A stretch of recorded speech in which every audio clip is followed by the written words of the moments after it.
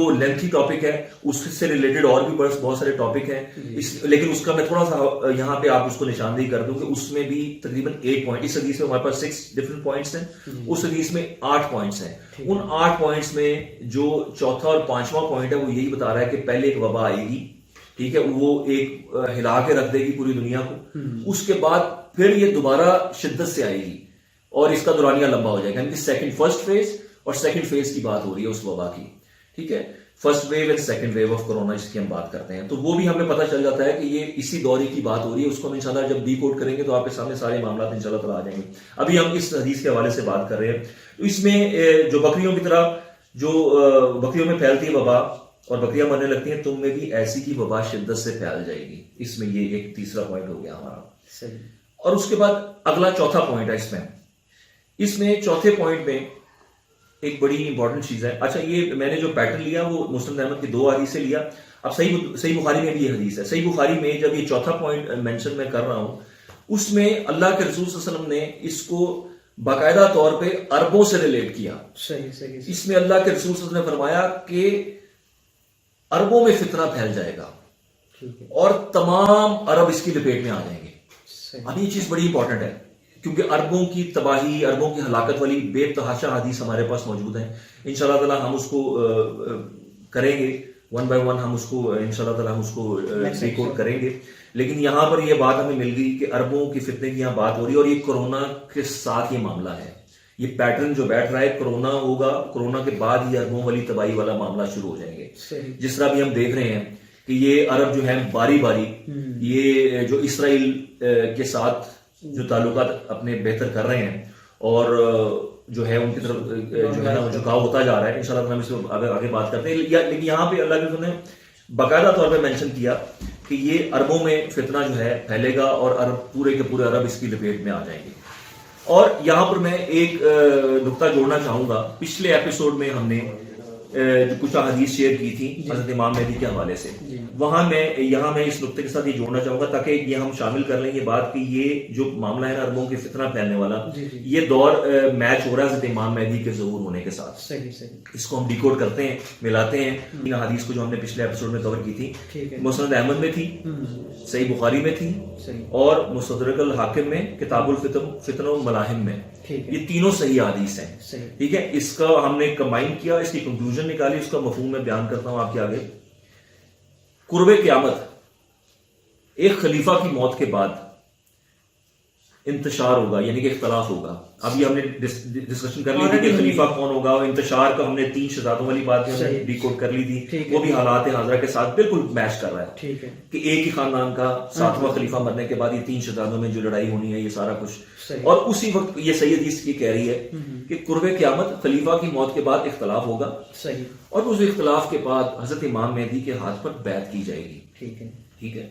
اب وہ مقام ابراہیم اور حجر اسود کے درمیان بیعت کی جائے گی. اب یہاں پہ حضرت امام مہدی ڈائریکٹلی اس لیے کوٹ کرو تاکہ لوگوں کی کنفیوژن کلیئر ہو جائے، کیونکہ حضرت امام مہدی کے بارے میں بات ہو رہی ہے. ہم نے پچھلے دونوں ایپیسوڈ میں حضرت امام مہدی سے ریلیٹ کر کے، جن میں اللہ کے رسول نے ان کا نام لے کر بھی ان کو مینشن کیا اور ان کو ایک شخص کی طرح سے بھی بات کی اور ایک قریش کے حساب سے بھی بات کی. قریش کا ایک شخص، یعنی کہ یہ ہمیں تینوں چیزوں میں ملتی ہے. ایک شخص کو بھی حوالے سے بھی بات کی اللہ کے رسول نے صلی اللہ علیہ وسلم، اور ان کو امام مہدی کے نام سے بھی بلایا اور ان کو قریش کا ایک شخص کہہ کر بھی بلایا.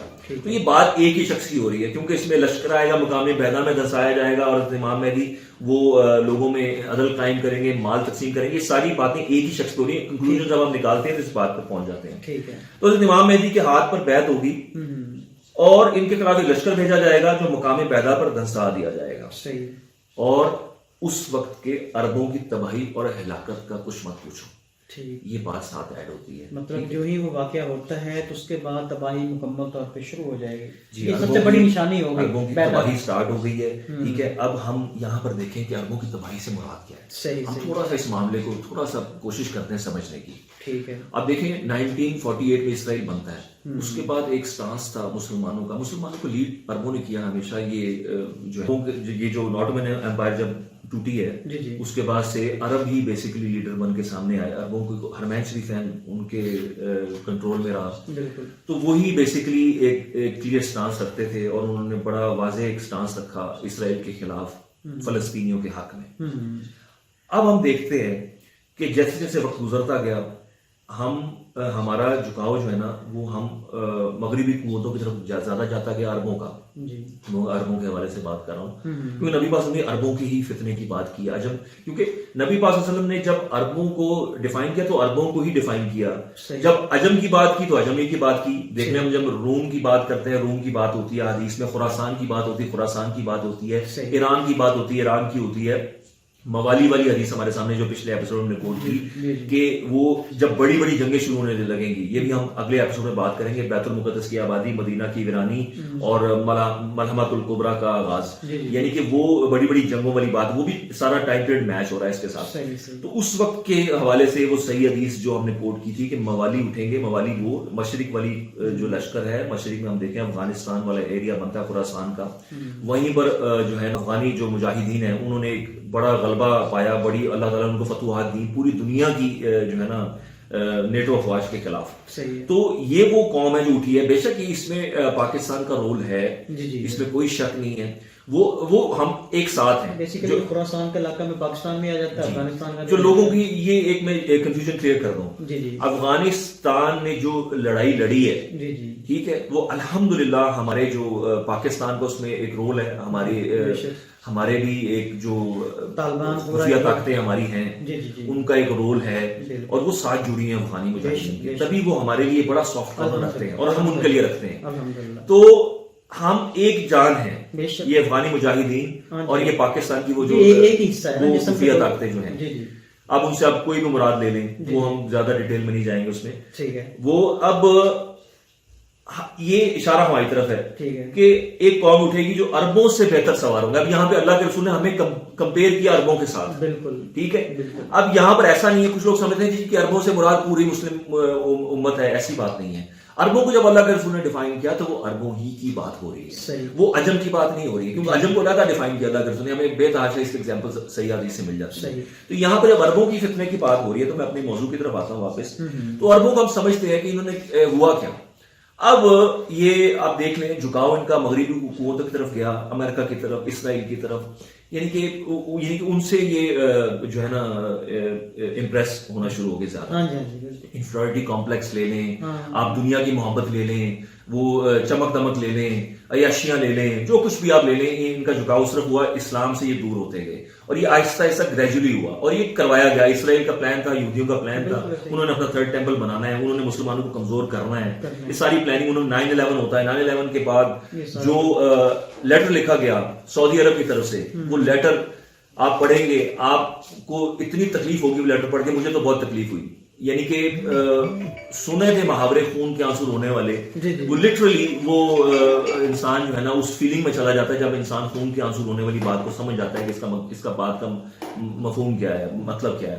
تو وہ لیٹر اس میں باقاعدہ طور پر اجازت دی گئی کہ بھی آپ تباہ کر دیں مسلم امہ کو، کوئی مسئلہ نہیں، ہم آپ کے ساتھ ہیں، آپ یہ وار آن ٹیرر جو کر رہے ہیں، یہ پوری دنیا کو آپ جو ہے نا نجات دلوا رہے ہیں ٹیررزم سے، آپ کھل کے حملہ کریں افغانستان پہ، کھل کے حملہ کریں عراق پہ، پورا گو اہیڈ دیا گیا سعودی عرب کی طرف سے۔ سعودی عرب کو ہم ایز اے لیڈر دیکھتے تھے، اسی کی دیکھا دیکھی پوری امت مسلمہ خاموش ہو گئی، کوئی بھی نہیں بولا کہ سعودی عرب نے جب گو ہیڈ دے دیا تو ہم کیا کر سکتے ہیں۔ حرمین شریفین نے جب گو ہیڈ دے دیا، حرمین شریفین کے جو سنبھالنے والے انہوں نے گو ہیڈ دے دیا، تو ہماری کیا وقت رہ گئی اس سارے معاملے میں۔ تو وہ لیٹر آپ پڑھ لیں، آپ کو نظر آئے گا کہ کس طرح ہم اس وہن کی بیماری میں چلے گئے، یہ عرب اسپیشلی اس وہن کی بیماری میں چلے گئے، کیونکہ لیڈ کرتے ہیں مسلم امہ کو۔ اب یہ ان میں یہ وہن کی بیماری آ گئی، اب انہوں نے کیا کیا اس وہن کی بیماری میں، دنیا کی محبت اور موت کے ڈر میں یہ آج اسرائیل کے آگے جھکنے پہ مجبور ہو چکے ہیں۔ یہ میں نہیں کہتا کہ یہ بڑی خوشی سے یہ ان کو قبول کر رہے ہیں، ان کے طرف جھکاؤ، یہ مجبور ہو چکے ہیں کیونکہ یہ وہن کی بیماری کا شکار ہیں، ان کے پاس چوائس کوئی نہیں، جہاد یہ کر نہیں سکتے۔ اللہ کے رسول نے کلیئر حدیث میں فرما دیا جب تم اصل دین کو یعنی جہاد کو چھوڑ دو گے تو رسوا ہو جاؤ گے، اور اس وقت تک تمہاری رسوائی ختم نہیں ہوگی جب تم اصل دین یعنی جہاد کی طرف واپس نہیں لوٹو گے۔ یہ صحیح حدیث ہے، ٹھیک ہے، یعنی کہ اصل دین کو اللہ کے رسول نے جہاد فرمایا۔ آج مسلمان اصل دین سے ہٹ چکے ہیں، ٹھیک ہے۔ آج ہم دیکھیں جہاں نماز ضروری ہے، روزہ حج زکات ضروری ہے، وہاں جہاد بھی ضروری ہے. یہ نہیں ہو سکتا کہ آپ دین کے ایک اتنے بڑے امپورٹنٹ ایک چیپٹر کو آپ سائڈ پہ کر دیں، اس کو اگنور کر دیں، اس کو ہٹا دیں اور باقی دین پر آپ اپنی مرضی. اس میں یہ نہیں ہے کہ آپ اپنی مرضی سے چوز کریں، دین کو کچھ حصہ آپ لے لیں کچھ چھوڑ دیں. یہ تو وہی یہودیوں والی روش ہے، وہ بھی ایسی کرتے تھے، قرآن میں ہے. تو یہ بھی ہم نے بھی یہی کیا. ہم نے جہاد جو ہماری اصل دین تھا، جس کو اللہ کے رسول نے اصل دین فرمایا، اللہ کے رسول رحمت للعالمین بن کر اس دنیا میں آئے اور انہوں نے خود اپنے مبارک ہاتھوں سے تلوار اٹھائی، جی غزوات لڑے اور پھر شہادتیں بھی صحابہ کرام کے ہمارے سامنے ہیں. تو یہ اس چیز کی سب سے بڑی مثال ہے. اور آج ہم پیس کا میسج دیتے ہیں. حالانکہ بائبل میں بھی آپ دیکھ لیں، عیسیٰ علیہ السلام نے بھی یہی فرمایا کہ بھی میں تو تلوار لے کے آیا ہوں. ٹھیک ہے، تو اللہ کے رسول نے بھی یہی فرمایا حدیث میں کہ جنت تلوار کے سائے تلے ہے. تو جب رحمت للعالمین ہو کر انہوں نے تلوار اٹھائی، آج ہم بڑے امن کے جو ہیں وہ امبیسڈر بنتے ہیں. اور ہم کیوں دین چھڑ گئے نا، ہم اصل دین چھڑ گئے. یہ وہاں کی بیماری ہے. آپ اپنی اس وہاں کی بیماری کو جسٹیفائی کرتے ہیں، آپ جو ہے نا امن کے ایمبیسڈر بن کے آپ اس کے پردے کے پیچھے آ جاتے ہیں. حالانکہ اسلام کا مطلب ہی امن ہے، امن قائم کرنا ہے. باطل سے لڑنا ہے تو آپ کو باطل کو شکست زور بازو دینی پڑتی ہے. آپ باطل کے آگے ہاتھ جوڑ کے نہیں کھڑے ہو سکتے کہ آپ پلیز آپ یہ ظلم مت کریں. باطل کو روکنا پڑتا ہے.